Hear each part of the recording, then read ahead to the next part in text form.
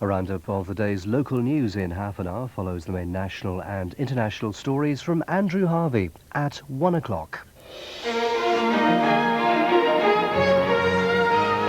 Europe's farm ministers deliver an uncompromising message to Britain. Start culling older cattle, but the ban still remains.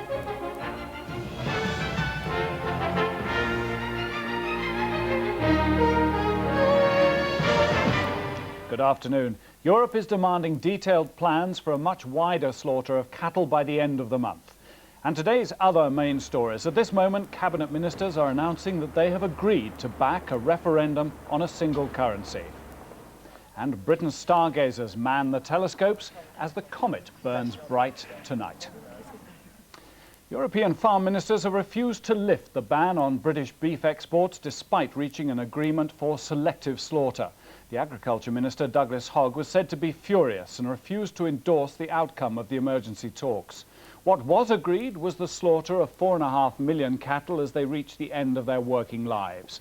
The EU will meet 70% of the compensation costs. But European ministers want further measures, and crucially, the government may now have to consider slaughtering entire herds where there have been cases of BSE.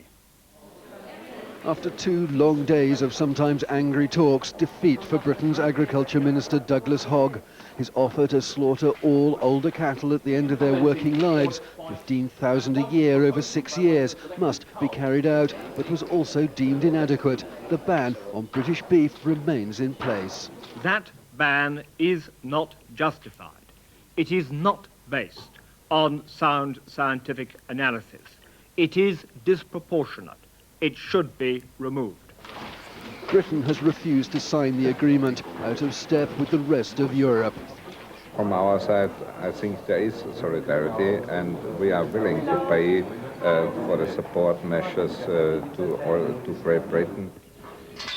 Britain must now develop a scheme to remove whole herds where BSE has been detected. 32,000 dairy farms have had one or more cases of BSE. If the slaughter policies of European neighbours like France and Ireland were adopted, all would be killed. On this farm, there have been 6 cases. Well, they haven't made a decision. We are desperate now that a decision is taken. We want to know what they're going to do on the slaughter policy. Scientifically, sufficient has been done. And most scientists agree slaughtering whole herds would be justified if BSE were infectious, if one diseased animal could pass it on to others. But there's no evidence that this happens. Contaminated feed is blamed for the epidemic. The disease was identified by the Central Veterinary Laboratory in 1986. There were some 2,000 cases in 1988. The following year, the BSE contaminated feed was banned. Cases peaked in 1992. The 5 to 6 year incubation period explains the delay. There's been a sharp decline ever since. Of more than 160,000 cases of BSE, only 1 cannot be explained by exposure to the contaminated feed. At the most extreme, mass slaughter would cull half Britain's dairy herd and 15% on beef farms. The consequences from farm to meat market and high street could be financially catastrophic, yet only farmers would benefit from the aid package. My sector of the beef industry is extremely concerned and now desperately worried that the information that we've got from Brussels concentrates on support measures for producers and ignores totally the very dire problems now faced by the British beef industry. So for now, the only certainty is uncertainty. How many cattle must be slaughtered, who will be compensated, and whether or not consumer confidence will return.